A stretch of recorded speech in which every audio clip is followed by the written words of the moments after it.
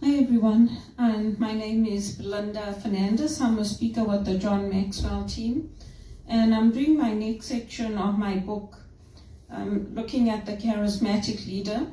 So this is not one of the books that we usually teach on or coordinate on, but I'm sharing my reflections on it. And today's chapter is on being quick to help others. So when we're helping others, we make others a priority. We put them first and we think about their needs. When we talk to people, we find out what their needs are. People will tell you, if you listen to them, they'll tell you what their needs are. And so with me, when I'm out in the community, when I'm talking to people, when I'm at church, people tell me what their needs are. So where I can, I help. And where I can't, I pass the message on to others so that they can help, or they might know somebody who's able to help. I don't have to do it all on my own. And Saint Therese says we can do small things with great love. And through that, the whole world can change. So you're not too small to make a difference. And I think that's important for us to remember wherever we are. We have to be willing to take a risk, to be vulnerable, and we have to be willing to put ourselves out there. And we can follow through no matter what happens.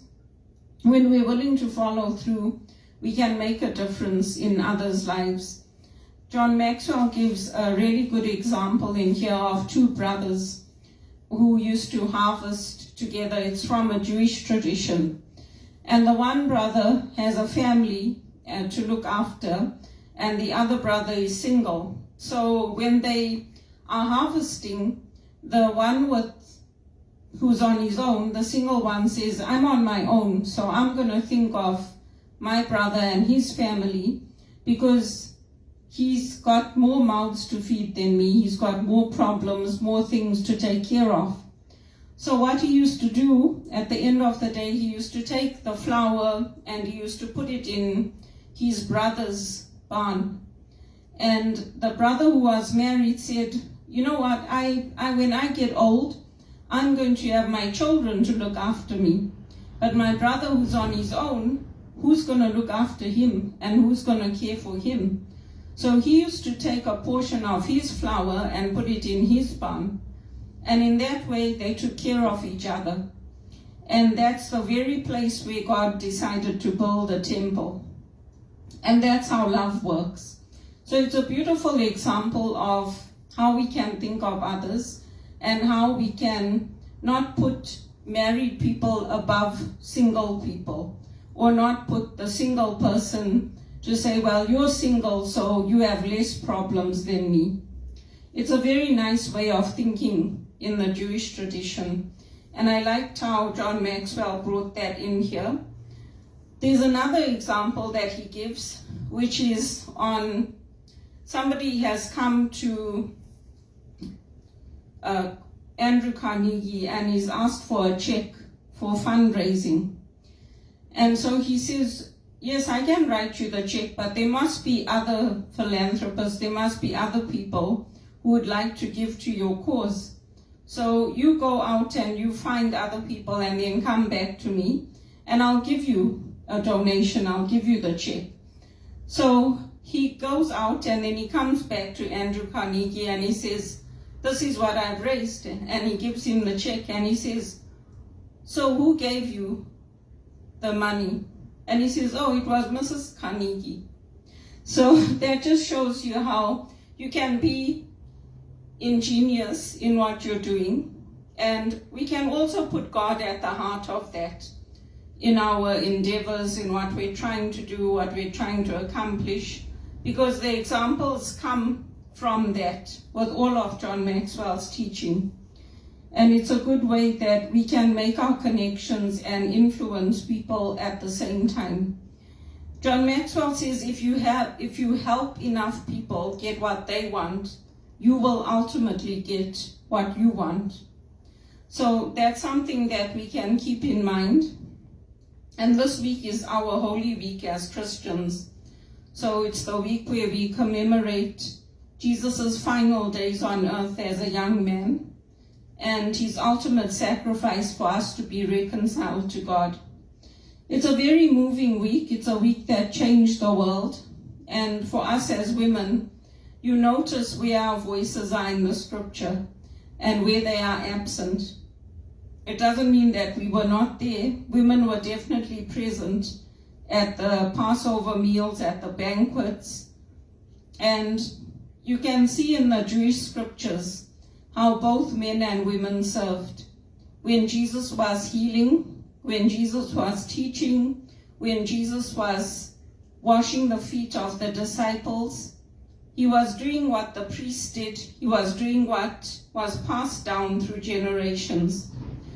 So that's also for us to see how Jesus helped people and how Jesus showed us the way to help people. So that's what I wanted to share with you, and also to say thank you to my friends who have been messaging me daily to find out how I'm doing, whether my blood pressure is going down, to check up on me, check how my job search is going. I need that, and it's important for me, and I appreciate all my friends who have done that. Thank you for the phone calls, for your concerns. I know many of you are not in Canada, and if you were here, you would have popped in with a bunch of flowers or to visit me, but your calls mean a lot to me, and they help me, they strengthen me. And I am strong, as I say, but it's good to have that support through my friends. I'm wearing my summery dresses now. I like it when it's like this, but with the lake effect, we might have a few more weeks or even a few more days of cold and snow coming through. But still, it's nice weather, so it's good for me to go out and enjoy the walks, enjoy the weather, and continue my job search and looking for opportunities to speak, and to just encourage people to see how the Jewish traditions can influence even today what we do and how we live in the world. So that's the reflections for today. And please continue to pray for me that the medications will continue to work. I'm sure once I have a job and I'm back at work, everything will be fine. My body just goes haywire when I'm not working because I'm under so much financial stress, because I don't have an income, I don't have anything coming in. And if I had a home to remortgage, or I had a property that I could use, or if I had my own property to say, when I retire, I'm going to at least have a nest egg of my own, I would feel better. But I don't have any of that. I don't have any of the perks other people get when you work for big companies. They have all kinds of discounts, like for timeshares to go away, to get discounts to go like to Great Wolf Lodge, the attractions around Toronto. So everything I did, I had to look for either charitable functions, which are cheap, or things which are free to go to. There's only a few things where I've spoiled myself, like the concerts that I went to. But if you can't have those small joys in life to remember, what's the point of, you can't just work to work and work and work and pay bills and die. I don't think that's the purpose of it. So anyway, thank you for your prayers, and yes, the medication is working, and I'm sure once I get back into a full-time role and I'm able to buy my own place and settle in, which I've never had the luxury of doing, except for the first 4 years of my life in Canada, I'm sure everything will be fine. And if you know of anybody looking for work, Roger Federer's organization is hiring for a CFO. I saw that on LinkedIn. So I know he's a good guy, so if you want, check it out and see what's available. And have a nice day. And again, my name is Belinda Fernandez. I'm a speaker with the John Maxwell team, and faith is at the center of what I do.